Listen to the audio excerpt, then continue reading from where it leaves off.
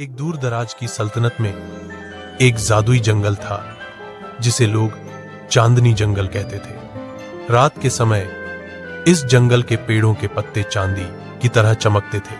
इसी जंगल के करीब एक छोटा सा गांव था जहां एक गरीब मगर नेक दिल लड़की रहती थी जिसका नाम आयशा था। आयशा के पिता बीमार थे और घर में खाने को कुछ नहीं था। एक रात वह जंगल में लकड़ियां लेने गई ताकि बाहर में बेच सके।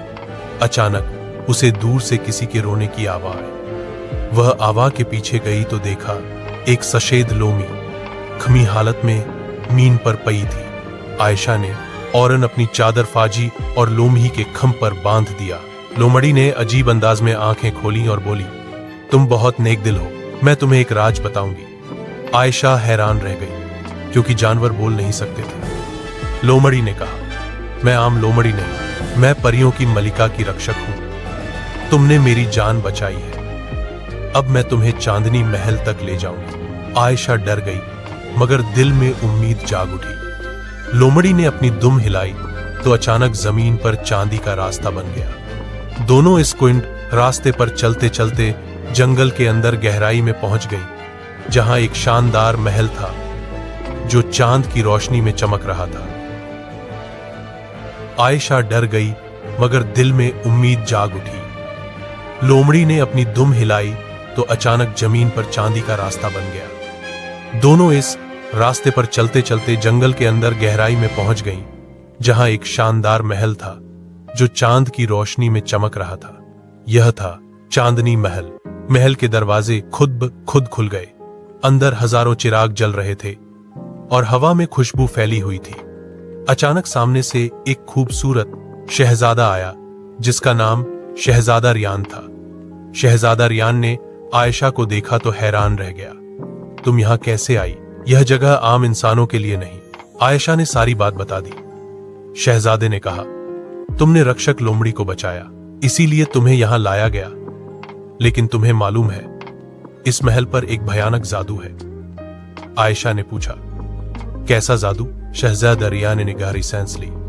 एक काला जादूगर जरकोन इस महल से एक जादुई पत्थर रू चराना चाहता है जैसे चांदनी नगीना हो कहतहन। अगर वह सही लगेगी तो पूरा जंगल तारीकी में डूब जाएगा और प्रियों की दुनिया खत्म हो जाएगी। उसी समय महल की दीवारें कांपने लगी। दूर से हंसी की आवाज आई। हा हा हा, मैं आ चुका हूं। वह था काला जादूगर जरकोन। जरकोन ने अपना काला रासा जमीन पर मारा तो धुआं फैल गया। महल के रक्षक पत्थर के पुतले बन गए। शहजादा रियान ने तलवार निकाली मगर जरकोन ने जादू से तलवार को हवा में रोक दिया। आयशा डरी हुई थी लेकिन उसने हिम्मत नहीं हारी। सफेद लोमड़ी ने फुसफुसाया, आयशा, केवल सच्चाई और पवित्र हृदय ही चांदनी नग को बचा सकता है। तुम्हें इसे पहले प्राप्त करना होगा। आयशा दौड़ती हुई महल के अंदर गई। वहां एक कमरा था जहां पारदर्शी शीशे के अंदर नीला चमकता हुआ पत्थर रखा था। जैसे ही आयशा ने शीशे को छुआ उसके हाथों से रोशनी निकलने लगी। शीशा खुद ब खुद खुल गया और नगीना आयशा के हाथ में आ गया। अचानक आयशा के सामने परियों की मलिका नुमायदार हुई।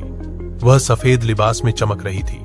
मलिका ने कहा, ऐ नेक दिल लड़की, तुमने मोहब्बत और हिम्मत का सबूत दिया। आयशा के हाथ में नगीना और ज्यादा चमकने लगा। वह वापस हॉल में आई जहां जरकोन शहजादे को कैद करने वाला था। आयशा ने यह महल रोशनी का है, तुम्हारी अंधेरा यहां नहीं चल सकता। जरकन हौसा, तुम एक गरीब इंसान लड़की हो, मुझे कैसे रोक सकती हो? आयशा ने नगीना हवा में बुलंद किया। एक तेज चांदनी रोशनी पूरे महल में फैल गई। जरकन चीखने लगा क्योंकि उसकी ताकत कमजोर होने लगी। जरकन ने आखिरी वार किया मगर सफेद लोमड़ी उसके सामने आ गई और अपने जिस्म से जादू को रोक लिया। लोमड़ी जख्मी होकर गिर गई। आयशा की आंखों में आंसू आ गए। उसने नगीना को सीने से लगाया और दुआ की, या अल्लाह, सच्चाई और नेकी की हिफाजत फरमा। नगीना से एक जबरदस्त रोशनी निकली और जरकन धुएं में बदलकर खत्म हो गया। महल के सारे रक्षक फिर से जीवित हो गए। राजकुमार रियान मुक्त हो गया और आयशा के पास आया। राजकुमार ने कहा, तुमने हमारी दुनिया बचा ली। तुम वास्तव में बहादुर हो। आयशा ने रोते हुए कहा। लेकिन लोमड़ी, वह घायल हो गई। उसी लम्हे परियों की मलिका ने अपने हाथ उठाए और लोमड़ी के जिस्म पर रोशनी डाली।